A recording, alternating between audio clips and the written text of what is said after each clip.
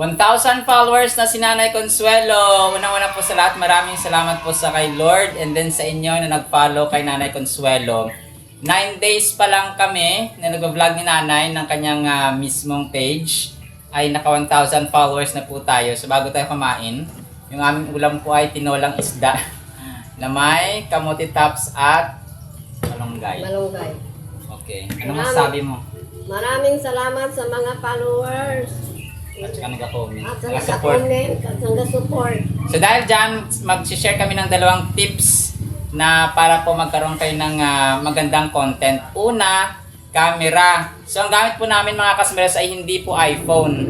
5,000 lamang po yung bili namin. Tecno. Try niyo po yung Tecno na brand mga kasembreros. 5,000 lang siya kasi di ba yung iPhone talagang mamahal nila. So kung hindi niyo po afford, ay gumamit kayo ng Tecno. So ito po yung gamit namin. Mas malinaw pa siya doon sa aking ginagamit ko. Yung aking ginagamit na pang vlog na sarili ko sa trivia. Ito po ay gamit namin yung Tecno na brand mga 5,000. Basta mura lang siya mga kasembreros.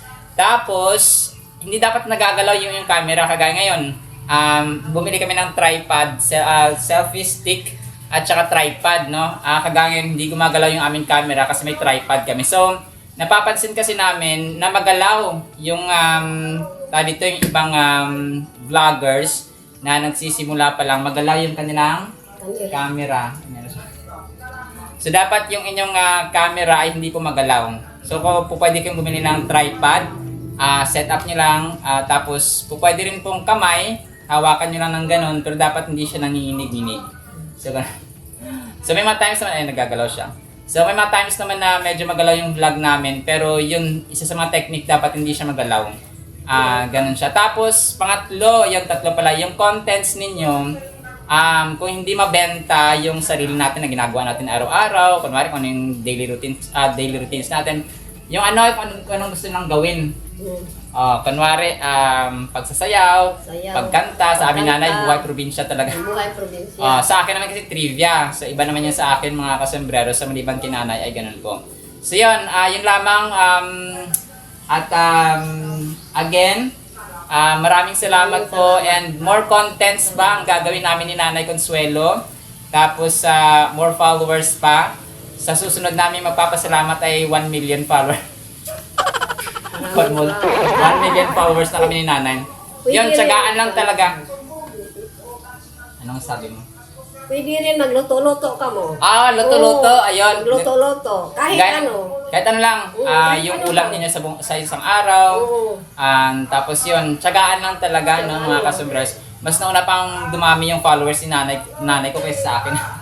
So, pero yun, nagpapasalamat kami sa inyong suporta, sa mga nag-share, sa mga nagko-comment, sa mga nag-recommend, no? Siyan siya. Tapos nagpa-follow, of course. Siyan lamang, and then, ano pa ba? Yon. Maraming salamat at saka pagpalain pang bawat isa. Kain tayo. Yan. Gulay ang aming ulam. Gulay ang aming ulam. Simple lang. Simple lang. So, hindi gaanong magarbo. Ituloy-tuloy mo araw-araw. Tuloy-tuloy lang. Kahit ano, tangkong, lagyan ng pagtiyaga lang. Tama. At saka yung pag-vlog, para ka nagtanim ng isang niyog. Di ba yung niyog or prutas? Pag nagsimula tayo ngayon, hindi pa naman, hindi ka agad monetize. Gaya natin, hindi pa naman monetize. So, ang ano dyan, parang isipin mo na, yung niyog nga, di ba, pag tanim mo, 7 years ka pa makakaani. Basta enjoy mo lang. No, kailangan enjoy. Enjoy mo lang. Kasi kapag hindi mo na-enjoy, wala, titigil ka agad. No, parang ganun siya. So, parang nagtanim ng prutas, ng niyog nga, no? Hindi mo agad-agad ma-harvest yung bunga. Huwag magmadali. Mag-invest una-una sa camera talaga at saka huwag magalaw. At saka tsagaan.